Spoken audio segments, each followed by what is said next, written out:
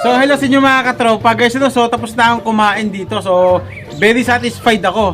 And then nakita ko po yung owner, natsempohan po natin. Sir, pakilala ka naman po. Ay mga boss, ako nga pala si George, no? Sa Bulahaw, Bayans. Oo. So guys, ito yung nandito ako ngayon sa Bulahaw, sa Bayan Steakhouse, ano?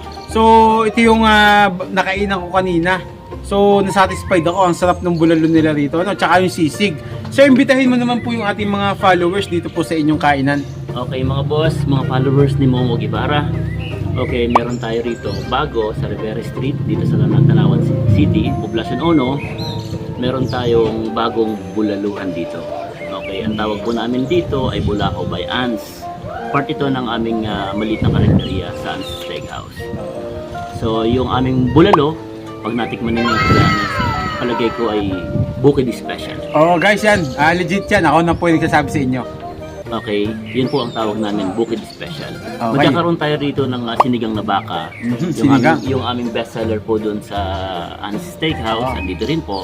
As well as po yung aming sinigang na panganan tuna. Oh, kaya abangan ko yan, sir. Okay. Sir, saan po ito matatagpuan, itong location na ito? Well, andito po kami sa Barangay 1, sa Rivera Street. Barangay 1, malapit po, katabi po namin ang Lily Rose. Okay. So, So, yung guys, yung ano nyo, yung landmark nyo, yung Lily Rose, yung Canton susunod, Rivera Street. Papasok lang po, marami pong kainan dito, no? So, madali po itong makita. May sisig din po tayo dito, dalawang klase po. Ayan guys, ang sarap ng sisig. Dalawang klase po ang aming sisig dito. Ganun din po ang aking pagmamalaki dito ay Bukid Special. Yan guys, Bukid Special. So, try nyo, iba yung klase yung, ano, yung approach nila sa mga luto ng pagkain nila, ano? Gusto ko lang po maging karinderya vibes itong aming alfresco. Oo.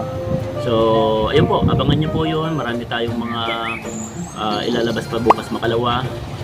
As well as yung aming nabanggit ko kanina, sinigang na baka, sinigang na panganan tuna, grilled tuna, okay?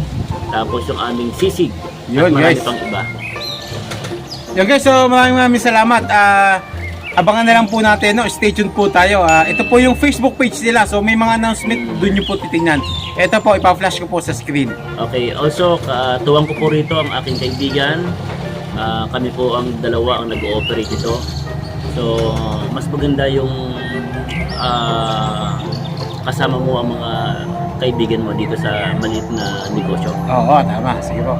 So, yun po guys, maraming salamat po. Thank you. Maraming salamat po.